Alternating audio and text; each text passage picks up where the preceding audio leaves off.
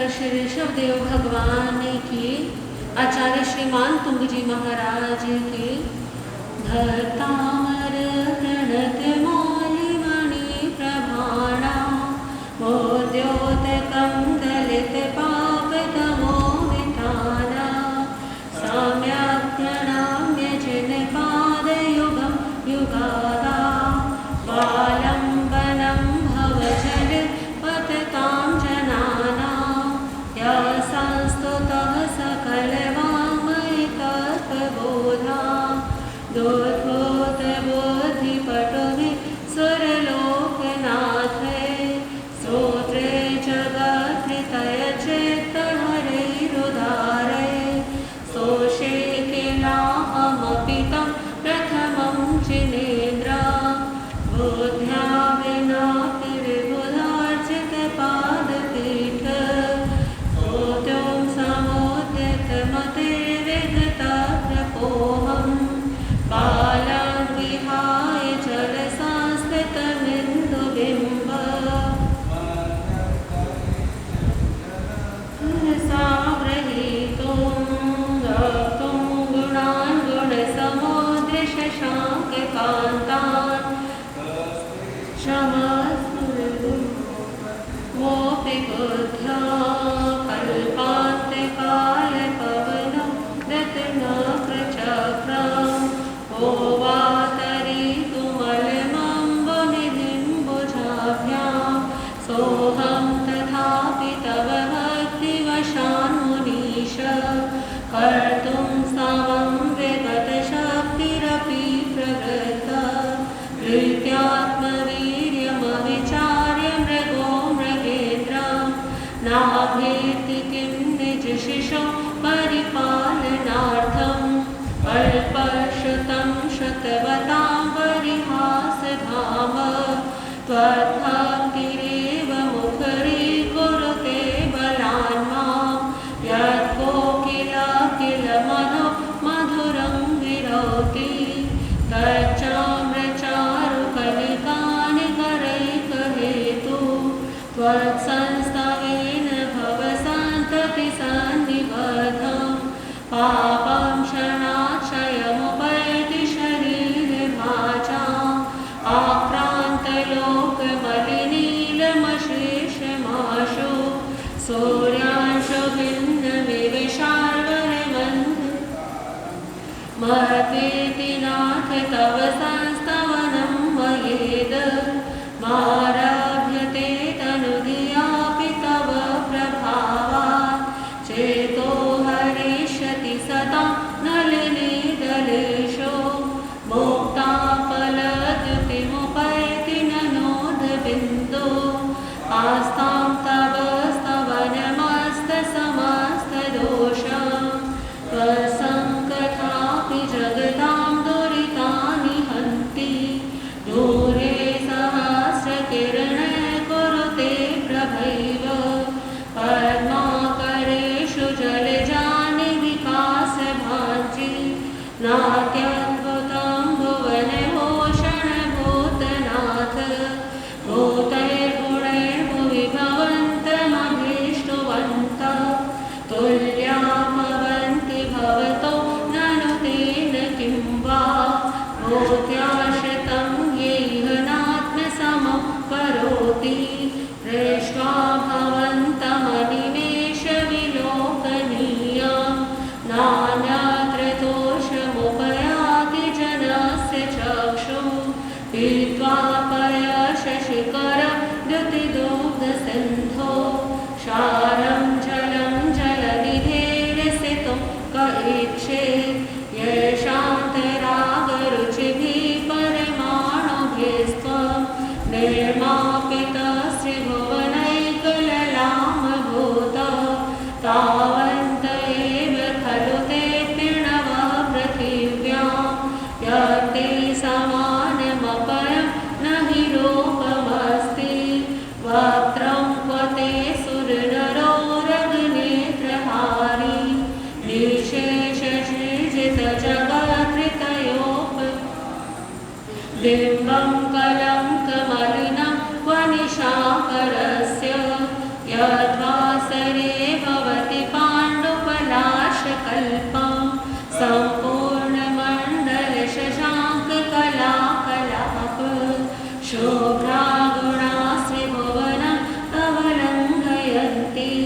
ये संश्रिता श्रीजगदीश्वरनाथमेकं कस्तान् निवारयति संचरतो यथेष्टा चैत्रं किमात्र यदिते त्रिदशाङ्गनाभिर्नीतं मनागति मनो न विकारमार्गं कल्पान्त्यकाले मरुताचलिताचलेन किं वन्दराधिशिखरं चलितं कदाचित् निर्धूमवर्तिरपवर्जिततैलपूरा प्रस्रं जगत्त्रयमिदं प्रकटीकरोषि गम्यो न जातु मरुतां चलिताचलानां दीपोपरस्वमसि नाथ जगत्प्रकाश नास्तङ्कजाजिदुपयासि न राहुगम्य स्पष्टीकरोषि सहसा युगपज्जगन्ति नाम्भोधरोधर निरोध्य महाप्रभाव सूर्यातिशायि महिमासि मुनीन्द्रलोके नित्योदयं दलितमोहमहान्धकारं गम्यं न राहुवदनस्य न वारिदानां विभ्राजते तव वपुवलधूकन्ति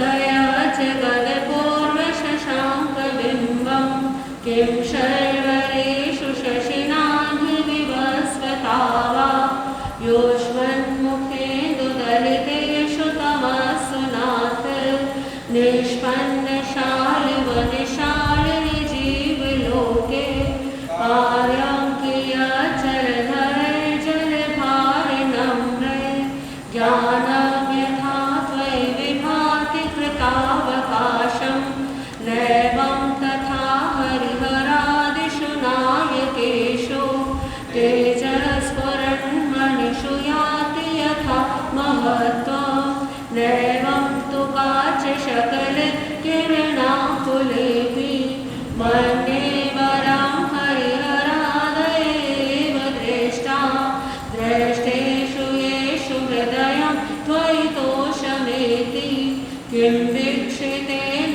भवता भुवि येन नान्या कश्चन मनोहरति नाथ भवान्तरेऽपि श्रीणां शतानि शतशो जनयन्ति पुत्रान् नान्यासुतं त्वदुपमं जननी प्रसूता सर्वादिशो दधति भानि सहस्ररश्मिं प्राचेव दिग्जनयति स्फुरदंशुजालं त्वामामनन्ति मुनयः परमं पुमांस मादित्यवर्णममलं तमसः पुरस्तात् त्वामेव साम्यगुपलभ्यजयन्ति मृत्युं नान्या शिवः शिवपदस्य मुनीन्द्रपन्था त्वामव्ययं विभुवचिन्त्यमसङ्ख्यमाद्यं ब्रह्माण्डमीश्वरमनन्तमनं विकेतुं योगीश्वरं विदितयोगमणिं ज्ञानस्वरूपमवलं प्रवदन्ति सन्तः बोधास्त्वमेव विबुधार्चितबोधिबोधा त्वं शङ्करोऽसि भुवनत्रयशङ्करत्वात् धातासि धीरशिवमार्गविधिविधाना व्यक्तं त्वमेव भगवन् पुरुषोत्तमोऽसि तोभ्यं नमः श्रीभुवनार्तिहराय नाथ तोभ्यं नमः क्षितितलामलभूषणाय तोभ्यं नमः श्रीजगत परमेश्वराय तोभ्यं नमो जयभवो दधिशोषणाय को विस्मयोऽत्र यदि नाम गुणैर्शेषैस्त्वं संश्रितो निरवकाशतया मुनीश दोषैरुपातविविधाश्रयजातगर्वे स्वप्नान्तरेऽपि न कदाचित् तीक्षितोऽसि ओचैशोकतरुसंशतमन्मयूख मा भातिरूपममलं भवतो नितान्तं स्पष्टोलसत्किरणमस्ततमो वितानं बिम्बं ब्रवीरिव पयोधरे पार्श्ववर्ती सिंहासने मणिमयूखशिखा विचित्रे विभ्राजते तव वपुः बिम्बं विरद्विलसदंशुलतावितानां तुङ्गोदयाद्रिशिरसीव सहस्ररश्मि कुन्दावदात् चलचामरचारुशोभं विभ्राजते तव वपुकलधौतकान्तं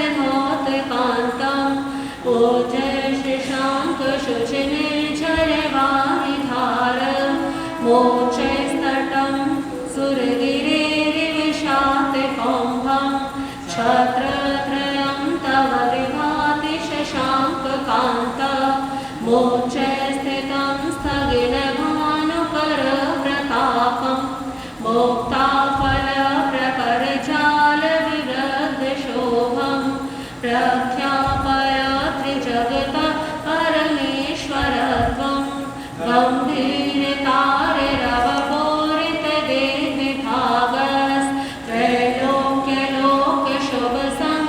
गम्भीरतारिरवपोरितदेर्विभागस्त्रैलोक्यलोकशुभसङ्गमभूतिदक्ष सधर्मराज जय घोषण घोषकः सन् कीर्दुन्दुभिर्ध्वनति ते यशसः प्रवादी मन्दार सुन्दर नमेरु स्वपारिजात सन्तानिकादिकुसुमोत्करवृष्टिरोद्धा गन्धोदगेन्दुशुभमन्दमरुद्रपाता देव्यादिवः पतति देव च सान्तदेवा शोभप्रभावलय भूरिविभाविभूस्ते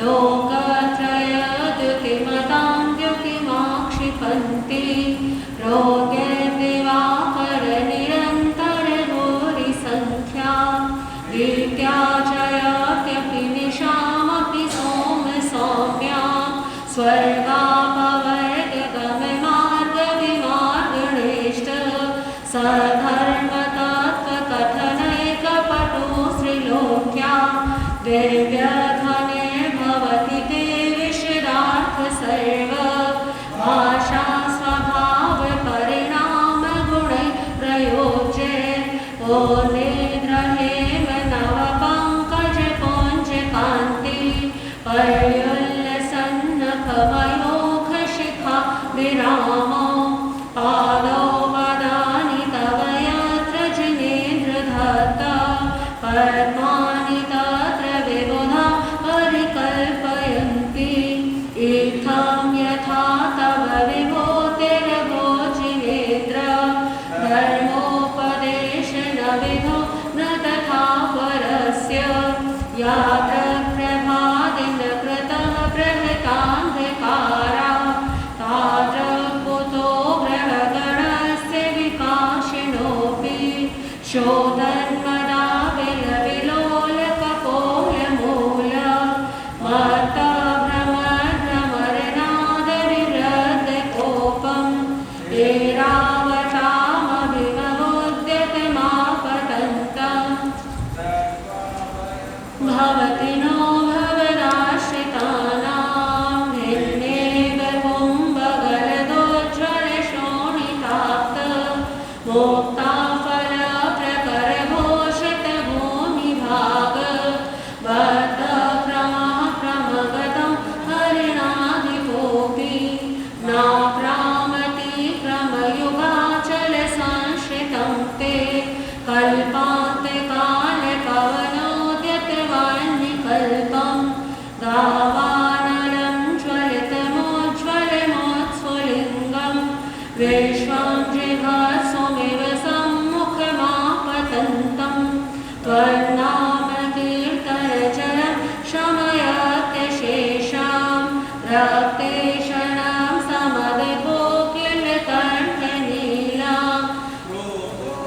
तं फणिनमोत्फणिमापतन्त आक्रामति क्रमयुगेन निरस्तशङ्कस्त्वन्नाम्नागदमनी हृदयस्य पुंसः वर्गतुरङ्गगजगर्जितभीमनाद माजोवनं बलवतामपि भूपतीनाम् ओद्यदिवाकरमयूखशिखापवेतं त्वत्कीर्तनार्थविवाशुभिधामुपैति कोताग्रभिन्नगजशोणितवारिवाह वेगावतारितरणादुर्योधधीमे योधे जयं विजितदुर्जय जेयपक्षास्त्वत्पादपङ्कजवना शयिनो लभन्ते अम्भोनिधोषवितभीषणनाप्रचक्रं पाठीनपीठभयदोर्गणवाणवाग्नो रङ्गतिरङ्गशिखर स्थितयानपात्रास्त्रासं विहाय भवतः स्मरणाग्रजन्ति ओधोदभीषणजलोदरभारभुग्ना शोचान्दशामुपगताश्रुतजीविताशा त्वत्पादपङ्कजरजोमृतदेहा मर्त्या भवन्ति मकरध्वजतुल्यरूपा आपादकण्ठमुरशङ्करवेष्टिताङ्गा निगडकोटिनिकृष्टजङ्घा त्वन्नाममन्त्रमनिशं मनुजाः स्मरन्तः सद्य स्वयं विगतबन्धमया भवन्ति मत्तद्विपेन्द्रमृगराजदवानलाहि सङ्ग्रामवारिधि महोदरबन्धनोत्थं तस्याशुनाशमुपयाति भयं विहेव यस्तावकं स्तवमिमं मतिमानधीते स्तोत्रेऽसजं तव जिनेन्द्रगुणे निबद्धां भक्त्या रुचित वर्णविचित्रपुष्पां धत्ते जनो तं मानतुङ्गमवशासमुपैति लक्ष्मी तं मानतुङ्गमवशासमुपैति लक्ष्मी भक्तामरप्रणतिमालिमणिप्रभाणा बोध्योतकं दलितपापतमो विताना सम्यक् प्रणम्य जिनपादयुगं युगादा कालम्बनं भवचरे पततां जनानां यशस्तुत सकलवाङ्मयतत्त्वबोधा नोद्भूतबुद्धिपटुभिः सुरलोकनाथै स्तोत्रै जगत्रितयच्छेत्तहरैरुदारै स्तोषे किलाहमपि तं प्रथमं जिनेन्द्रं स्तोषे किलाहमपि तं प्रथमं जिनेन्द्रं स्तोषे किलाहमपि तं जिनेन्द्रम्। बोलिए प्रथम दर्शंकर श्री ऋषभदेव भगवान की, आचार्य श्रीमान तुंगजी महाराज की। सदा ध्यान तेरा रहे मेरे भगवन, सदा ध्यान तेरा रहे मेरे भगवन, यही चाहते हैं, यही चाहते हैं, कभी हो न पाए अस्वस्थ ये मन, कभी हो न पाए अस्वस्थ ये मन, यही चाहते, यही चाहते हैं।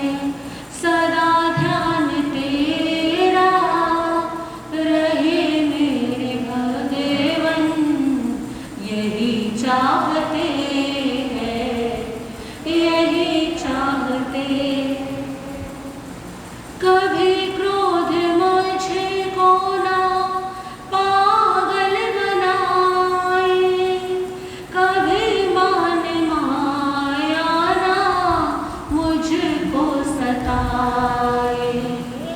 कभी क्रोध मुझे को ना पागल बनाए, कभी मान माया ना मुझको सताए। कभी लोभ में ये झुलसे न जीवन, कभी लोभ में ये झुलसे न जीवन। यही चाहते हैं, यही चाहते हैं, सदा ध्यान तेरा रहे मेरे भगवन। सदा ध्यान तेरा रहे मेरे भगवन। यही चाहते हैं, यही चाहते हैं। विषमता के झोले में निज को न भूले, समता के झोले में हर पल झूले। विषमता के झोलों में खुद को न भूले, समता के झोले में हर पल झूले। राग द्वेष के प्रभु तोड़ो मैं बंधन, राग द्वेष के प्रभु तोड़ो मैं बंधन। यही चाहते हैं, यही चाहते हैं, सदा ध्यान तेरा रहे मेरे भगवन। सदा ध्यान तेरा रहे मेरे भगवन। यही चाहते हैं, यही चाहते हैं। कभी हो न पाए अस्वस्थ ये मन, कभी हो न पाए अस्वस्थ ये मन। यही चाहते हैं, यही चाहते हैं, यही चाहते हैं, यही चाहते हैं।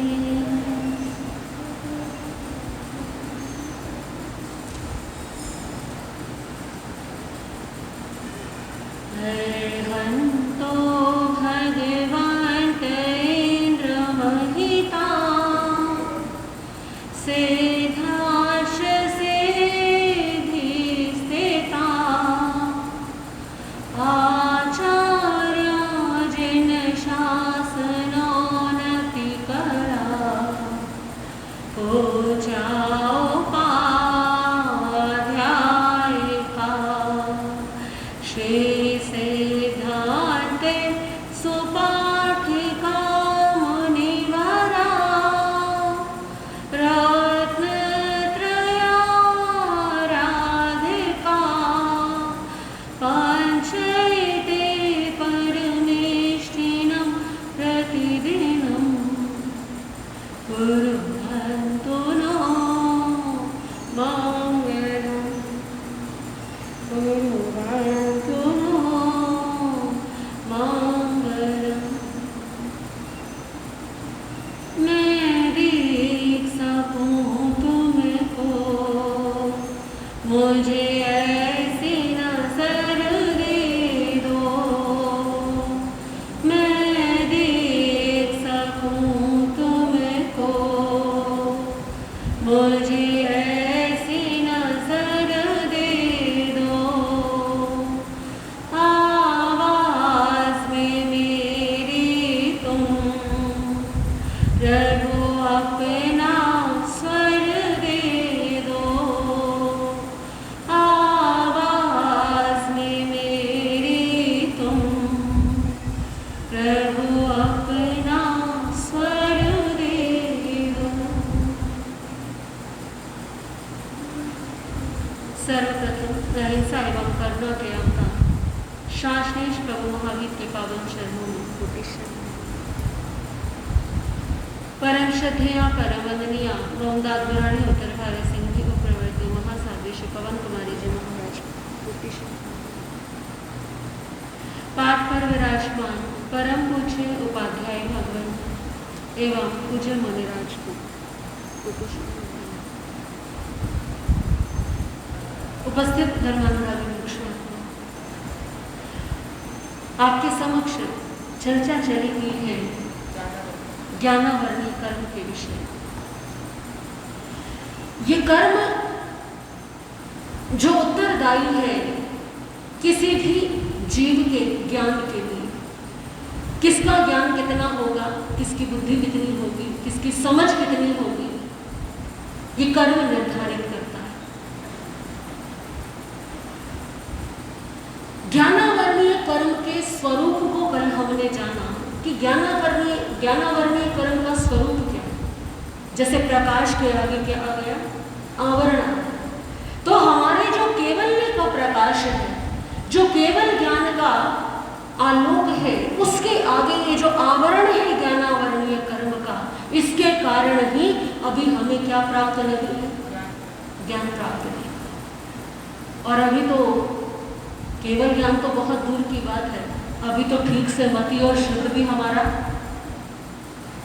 वो भी थोड़ा थोड़ा ही है।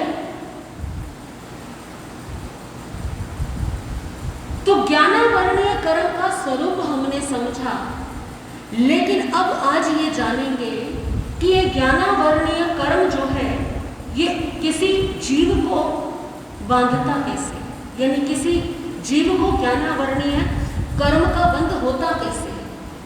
सरल शब्दों में कहे तो कोई व्यक्ति मूर्ख क्यों बनता है, किसी जीव की बुद्धि बहुत कम क्यों होती है, कोई ना कोई तो कारण होगा ना। ऐसा तो नहीं है कि बिना कारण के ही किसी का ज्ञानावरणीय कर्म कम है और किसी का ज्यादा। कोई देने वाला नहीं है, ये सब किसके कारण से है, हमारे कर्मों के कारण से। तो आज हम जानेंगे कि ज्ञानावरणीय कर्म जो है ये बंधता कैसे है, यानी वो कौन से कारण होते हैं। हो सकता है उनमें से कुछ कारण ऐसे भी हो जो कभी कभी हम भी क्या कर लेते हैं और हमें ज्ञात ही नहीं है कि अनचाहे ही हम क्या कर रहे हैं, हम ज्ञानावरणीय कर्म का बंध करते हैं। क्यों जी, पता लगता है जब तक जानकारी नहीं होगी क्या ज्ञात हो पाएगा। तो व्याख्या प्रज्ञप्ति सूत्र के अंदर 6 कारण बताए गए हैं कि किन कारणों से ज्ञानावरणीय कर्म का बंध होता है। ज्ञानावरणीय कर्म किसी जीव का ज्यादा। सबसे पहला कारण बताया गया, ज्ञान का अपमान करना। क्या है कारण? ज्ञान का अपमान करना। आप कहेंगे ज्ञान का अपमान कैसे होता? हम तो कभी भी ज्ञान का अपमान करते हो, कभी ज्ञान का अपमान? वो अलग है, वो दूसरा कारण है। ये कारण है ज्ञान का अपमान करना। ज्ञान का अपमान कैसे होता है ये जानेंगे। सबसे पहले मान लीजिए कुछ लोग बैठे हुए हैं और चर्चा चल रही है। ऐसे कई बार बैठते हैं, बातचीत हो जाती है शुरू, तो कई बार कुछ लोगों को आपने सुना होगा, अरे पढ़ने लिखने से कुछ नहीं होता, पढ़ाई लिखाई क्या है, सब बेकार है। जो जितना ज्ञान इकट्ठा करता है ना, वो दुनिया में उतना ही दुखी। कहते हैं ना ऐसा, कई बार बैठ करके चर्चा करते हैं ना ऐसी। ये क्या है? ये ज्ञान का अपमान करना है। हमने ज्ञान के महत्व को कम कर दिया और अज्ञान के महत्व को क्या कर दिया, बढ़ा दिया। कई बार कुछ लोग कहते हैं, वैसे तो कहावत है, पढ़ोगे लिखोगे तो बनोगे नवाब और खेलोगे कूदोगे तो होगे खराब। लेकिन जिसकी रुचि स्वयं पढ़ने में नहीं, या जिसने कुछ परिस्थितियां आ गई और उसे लगने लगा, अरे मैंने पढ़ के क्या कर लिया, बेकार है ये पढ़ना, इतना ज्ञान इकट्ठा करके भी मैंने क्या किया। तो कई बार विचार बदल जाते हैं, भाव बदल जाते हैं, और फिर वो व्यक्ति क्या कहने लग जाता है कि पढ़ोगे लिखोगे तो होगे खराब और खेलोगे कूदोगे तो बनोगे। तो चाहे अनचाहे कभी कभी ऐसा हो जाता है कि हम अज्ञान को बड़ा बना देते हैं और ज्ञान को क्या कर देते हैं, छोटा कर देते हैं। हालांकि परिस्थिति चाहे कुछ भी हो, परिस्थिति चाहे कुछ भी हो, लेकिन आपके इन भावों को सुन करके सामने वाले के दिमाग में तो क्या आ गया, आपने मान लीजिए कि बात कही और किसी के दिमाग में आ गई। अब उसने सोचा, अरे मेरे बच्चे पढ़ने के क्या करेंगे, मैं इनको क्यों पढ़ाऊं। ऐसा हो सकता है ना, कई बार किसी की ऐसे ही कही हुई कोई भी बात ऐसी घर कर जाती है कि उसका न जाने कितने जीवनों पर असर पड़ जाता है। किसी बच्चे ने सुन लिया आपकी बात, और बच्चा क्या सोचेगा, बात तो सही, तो अब से क्या है, पढ़ना लिखना बंद और खेलना चाहिए। ये ज्ञान का अपमान है। 363 जो पाखंड मत आते हैं उनमें से एक मत है अज्ञानवादियों का मत, और वो कहता है, वो ये स्वीकार करता है कि जो जितना ज्ञानी है वो उतना ही दुखी है, वो क्या है, उतना ही परेशान है, और जो जितना अज्ञानी है, जिसको जितनी समझ नहीं है, उतना ही वो क्या है, सुखी है, मौज में है। अक्सर कई बार लोग कहते हैं ना, अरे जो ज़्यादा जिम्मेदारियों का बोझ उठाते हैं सबसे ज़्यादा दुखी भी उनको ही होना पड़ता है। लेकिन गहराई में चिंतन करें तो वास्तविकता ये नहीं है। जो ज्ञानी व्यक्ति होगा वो समस्या का समाधान भी ढूंढ लेगा, लेकिन जो अज्ञानी होगा उसे तो समस्या से ही मतलब नहीं है। वो तो क्या सोचता है, जो होगा देखा जाएगा, उसके पास समाधान ही नहीं है। तो अज्ञानी व्यक्ति कुछ समय के लिए तो लगता है कि ये मस्त मौला व्यक्ति है, इसे कुछ पता ही नहीं है, बढ़िया एक सुकून की नींद सो रहा है। लेकिन यदि जीवन के विषय में चिंतन करें, समाज के विषय में चिंतन करें, तो ऐसा व्यक्ति संघ और समाज को चला नहीं सकता, ऐसा व्यक्ति परिवार को चला नहीं सकता, ऐसा व्यक्ति परिवार को दिशा नहीं दे सकता। तो ज्ञान बड़ा आवश्यक है जीवन में। कुछ देर की लापरवाही सुकून तो दे सकती है, लेकिन समस्या को दूर नहीं कर सकती। तो कभी ऐसे भाव लेकर के ना आए मन के अंदर कि ज्ञान क्या है, बेकार, क्योंकि ये क्या है, ज्ञान का अपमान करना। दूसरा कारण आया ज्ञानी का अपमान करना। क्या कारण आया, ज्ञानी का अपमान करना, कि पहले तो हमने ज्ञान को ही छोटा समझ लिया, फिर कोई ज्ञानी व्यक्ति विद्वान है, उसकी प्रशंसा हो रही, लोग कहते हैं कि बड़ा ज्ञानी है। अब व्यक्ति जो है उसके मन में अभिमान आता है ना, और अभिमान क्या कहता है कि मेरे से श्रेष्ठ तो कोई हो ही नहीं सकता। तो अभिमान में आकर के, वैर में आकर के, द्वेष में आकर के उस ज्ञानी व्यक्ति का अपमान करना प्रारंभ कर दिया। अरे वो कहाँ का ज्ञानी है, उससे ज्ञानी तो मैंने बहुत देखे। आचार्य अमित गति जी महाराज कहते हैं, सत्वेषु मैत्रीम गुणीषु प्रमोदम। गुणीषु प्रमोदम यानी कि गुणी जनों को देख करके मेरे मन में प्रमोद का भाव आए, मेरे मन में प्रसन्नता का भाव आए, ईर्ष्या का भाव। क्योंकि जब ईर्ष्या का भाव आता है तो वो ईर्ष्या जो है वो किसी के गुणों को स्वीकार करने नहीं देती। ईर्ष्या बहुत बड़ी बीमारी है। जब ईर्ष्या आ जाती है मन में तो गुण दिखने क्या हो जाते हैं, बंद हो जाते हैं, फिर दोष दिखाई देते। तो किसी गुणी के गुणों की अनुमोदना हम करें लेकिन ईर्ष्या के वशीभूत होकर के उसका अपमान ना करें। तो ज्ञानी का अपमान, अगर कोई ज्ञानी है, अगर कोई बुद्धिमान है, तो हम उसका अपमान नहीं करें, उसको नीचा दिखाने का प्रयास नहीं, चाहे भले ही स्वयं को कितना भी ज्ञान हो। वो प्रशंसा उसके ज्ञान की है, वो प्रशंसा उसकी बुद्धि की है, उसके नाम कर्म के कारण है। लेकिन यदि हमने निंदा की, यदि हमने उसके ज्ञान का अपमान किया, यदि हमने उसकी बुराइयां करनी शुरू कर दी, तो क्या होगा? उसकी कोई हानि हो ना हो, हमारे ज्ञानावरणीय कर्म का बंध हमने अपने रास्ते में खुद क्या कर ली? रुकावट पैदा कर। तो कभी किसी की ज्ञान की प्रशंसा होती हो, कभी किसी ज्ञानी के बारे में सुने, तो स्वयं भी अनुमोदना करे, उसका अपमान नहीं करे। इस संसार में अक्सर ऐसा होता है, कोई एक व्यक्ति जरा सा आगे निकलता है तो बाकी सारे के सारे उसको नीचे गिराने में लग जाते हैं। होता है ना ऐसा? कोई एक आगे बढ़ रहा है, कोई बालक है, उसकी प्रशंसा होने लगी, अरे इतनी कम उम्र में इसने बड़ा ज्ञान प्राप्त कर लिया, बड़ा इंटेलिजेंट, बड़ा बुद्धिमान है।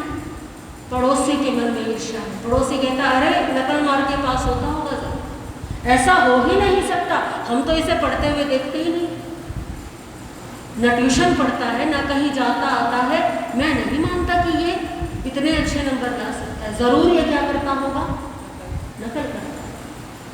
कोई संत है, ज्ञानी है, विद्वान है, उनके ज्ञान की अनुमोदना करने के बजाय हम ये कहने लगे अरे नहीं, इतनी भी कोई खास बात नहीं, उनसे ज्यादा ज्ञानी तो मैंने बहुत देखे हैं। तो ऐसा कभी भी ना करें। प्रत्येक जीवात्मा अपने आप में विशिष्ट है, अपने आप में गुणी है, और यदि कहीं पर किसी के ज्ञान की प्रशंसा हो रही है तो उस ज्ञानी का अपमान न करें, क्योंकि हम अपने अहम को तुष्ट करने के लिए, अपनी ईगो को संतुष्ट करने के लिए कभी कभी ऐसे शब्दों का प्रयोग कर जाते हैं। तीसरा कारण है ज्ञान को छिपाना। क्या कारण है? आप कहेंगे आज की दुनिया में तो हर कोई अपने ज्ञान को उजागर करना चाहता है, बांटना चाहता है, तो ज्ञान को छिपाना, कौन छिपाएगा ज्ञान? ज्ञान को छिपाना, इसे समझेंगे जरा कि कैसे ज्ञान को छिपाया जाता है। किसी को कोई ज्ञान की प्राप्ति, एक दूसरे व्यक्ति ने पूछा, जैसे स्कूल में अक्सर ऐसा होता है, स्कूल कॉलेजेस में ये ज्यादा होता है, और स्कूल कॉलेज में ही नहीं, ये बड़े होने के बाद भी होता है। जो विद्या के क्षेत्र में है, जो ज्ञान के क्षेत्र में है, वो इस बात को ज्यादा गहराई से समझ पाएंगे। अक्सर क्या होता है, विद्यार्थी जीवन में भी बहुत बार ऐसा करते हैं कि किसी को कोई पुस्तक मिल गई, कोई गाइड मिल गई, और उसने जो है बढ़िया सब कुछ जो है सारा मेथड ले लिया। अब बड़े अच्छे नंबर आ गए। अब साथ वाले जो मित्र हैं उन्होंने पूछा, भाई तुम्हें कहाँ से, तुमने कैसे ये आंसर लिख दिए, तुम्हें कैसे मालूम है, ये तुमने कहाँ से सीखा? अरे बस ऐसे ही हो गया, ऐसे ही आ गया। किसी मित्र ने पूछा, मुझे ये सवाल नहीं आ रहा है, तुम्हें आता हो तो मुझे समझा दो। अब वो विद्यार्थी क्या सोचता है, मेरे से ज्यादा नंबर ना आ जाए इसके। अरे भाई ये तो मुझे भी नहीं आता, भले ही आता हो फिर भी क्या कर देते हैं, वो तो बचपना है, बचपने में ये सब जो है स्वाभाविक है। लेकिन बड़े होने के बाद भी व्यक्ति ऐसा कार्य कर जाता है। जो विद्वान होते हैं, जो आगे बढ़ जाते हैं, कहीं से कोई ज्ञान की प्राप्ति हो तो अपने तक सीमित रखना चाहते हैं, किसी और को पता ना। मैंने ऐसे बहुत सारे लोग देखे जिन्होंने ज्ञान प्राप्त किया किसी पुस्तक से, किसी गुरु से, और जब उनसे पूछा गया कि आपने कहाँ से सीखा, आपने कहाँ से पाया, तो सीधा कहते हैं ये हमारी रिसर्च है, ऐसा हमने चिंतन मनन करके पाया है। तो ऐसा करना क्या है? ये ज्ञान को छिपाना है।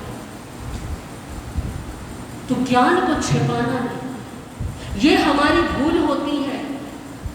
अब ज्ञान को छिपाना इसका मतलब ये नहीं कि एग्जामिनेशन हॉल में जब पेपर चल रहे हो तो स्टूडेंट्स जो है एक दूसरे को पेपर बांटना शुरू कर दें, ऐसा नहीं। ज्ञान को छिपाना यानी आपके पास कोई ज्ञान है, किसी ने पूछा, किसी ने जानना चाहा और आपने छिपाने के भाव से, कहीं वो आगे ना बढ़ जाए, इस भाव से आपने क्या कर लिया, उसको छिपा लिया, तो क्या होगा परिणाम?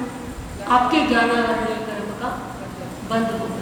और ऐसा मैंने अपने व्यक्तिगत जीवन में भी पाया है कि ज्ञान को जितना बांटा जाता है, जितना बांटा जाता है उतना ही बढ़ता है।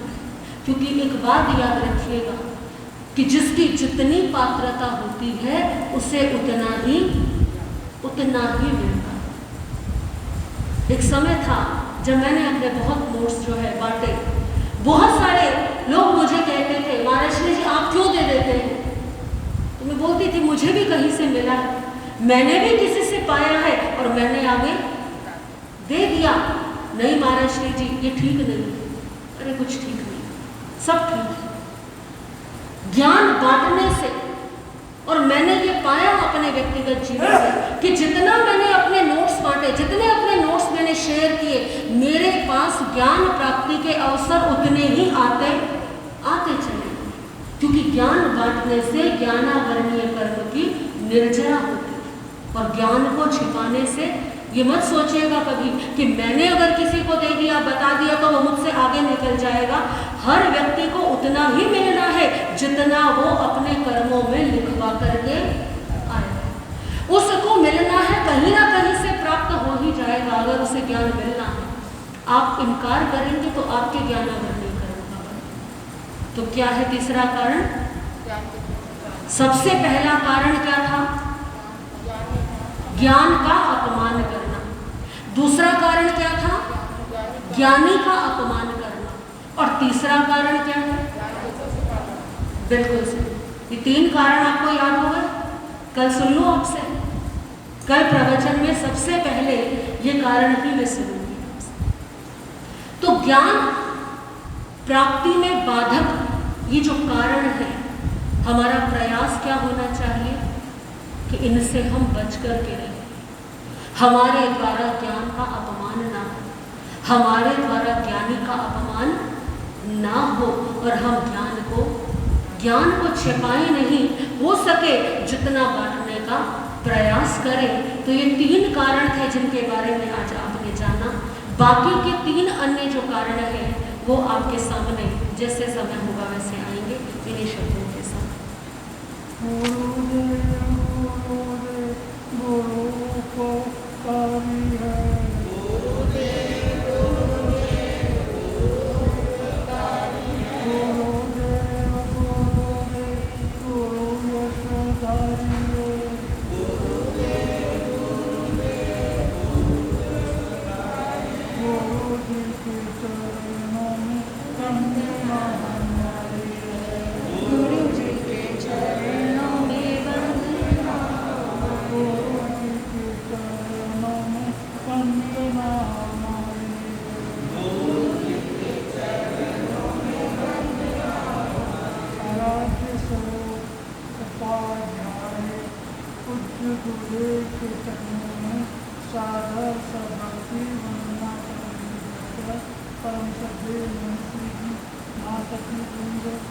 धर्मानुरागी भाइयों, माताओं, बहनों, तीन शब्द। एक है ज्ञान, दूसरी है विद्या और तीसरी है शिक्षा।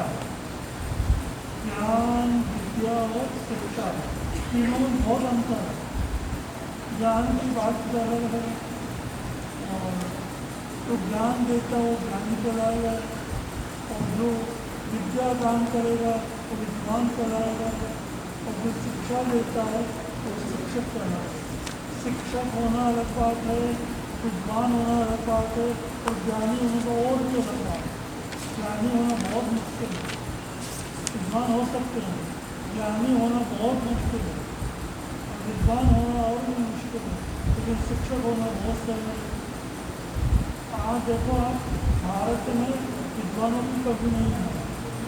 और भारत में शिक्षकों की कमी नहीं है, लेकिन ज्ञानी व्यक्ति की कमी नहीं है। ज्ञानी व्यक्ति बहुत कम है। अब किसे कहते हैं ज्ञान, किसे कहते हैं विद्वान और किसे कहते हैं शिक्षक, इन तीनों में पर्याप्त अंतर, बहुत बड़ा अंतर है। ज्ञानी वो कहलाएगा जो आत्मज्ञान, जो आत्मा को जानता है वो ज्ञानी, सीधी बात। जो आत्मा को जानता है वो ज्ञानी। और विद्वान का अर्थ है अनेक प्रकार की विद्याएँ सीख ली, अनेक प्रकार की विद्याएँ ग्रंथों से, शास्त्रों से नहीं ग्रंथों से जो सीख लेता है विद्वान कहलाता है। और शिक्षक को आम व्यक्ति होती है। शिक्षा देना बहुत सामान्य है। तो ज्ञानी बनना और विद्वान में क्या अंतर होता है? एक तो है कुएं का पानी और एक है तालाब का पानी। कुएं के पानी में और तालाब के पानी में कितना अंतर होता है? कुएं का तो पानी वो अंदर से आएगा, निकला जाएगा, फिर आएगा, निकला जाएगा, फिर आएगा। और विद्वान जो है वो बाहर का पानी है, ग्रंथों को पढ़ करके विद्या सीख ली, विद्वान बन गए। विद्वान बनना कोई सामान्य बात है, विद्वान बनना बहुत सामान्य बात है। और शिक्षक बनना तो कोई बात ही नहीं, कोई भी शिक्षक बन जाएगा। ज्ञानी बनना सबसे मुश्किल है। आत्मज्ञान होना, कुएं का पानी अंदर से निकलता है, उसके सामने शिक्षा का कोई संबंध नहीं है, विद्या का कोई संबंध नहीं, तो अंदर का पानी है। शास्त्रों का ज्ञान, ज्ञान यानी शास्त्रों का जितना जितना ज्ञान बढ़ेगा उतना ज्ञानी बन जाएगा। और जितने ग्रंथ हैं उनको पढ़ लिख कर विद्वान बन जाएगा, पीएचडी कर लेगा, पीएचडी कर लेगा, न मालूम बीए कर लेगा, बीए कर लेगा, ये सारे विद्वान हैं। ये विद्वान ही होता है, ज्ञानी नहीं है। और शिक्षक बनने एक सामान्य बात है, पहले मेरे स्कूल में पढ़ो शिक्षक बन गए। शिक्षक बनना बहुत सरल है और ज्ञानी विद्वान बनना भी सरल है।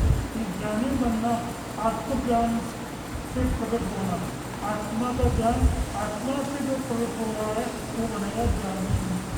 ज्ञानी के सामने शिक्षा का संबंध नहीं, ज्ञानी के साथ विद्वान का कोई संबंध नहीं। ज्ञानी बनना बहुत बड़ी बात है, हम ज्ञानी बने, ये सारी बातें ज्ञान की चलती है। नंदी सूत्र पढ़ लिया ज्ञानी बन गया, भगवत सूत्र पढ़ लिया ज्ञानी बन गया। तो ज्ञानी बनना बहुत मुश्किल है। और ज्ञानी बनना यानी आत्मज्ञान, आत्मा से ज्ञान उत्पन्न होना। एक समय की बात है, विवेकानंद और रामकृष्ण परमहंस, उन्होंने जबकि रामकृष्ण परमहंस ज्ञानी विवेकानंद ज्ञान ज्ञानी।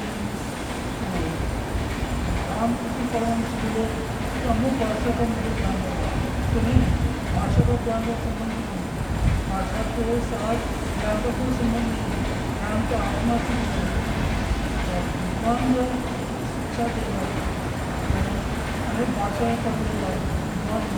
तो विवेकानंद को कहा रामकृष्ण परमहंस तो विद्वान है, ज्ञानी नहीं। और ज्ञानी बनना आत्मज्ञान को प्रकट करना, आत्मज्ञान को प्रकट करना ये ज्ञान का लक्षण है।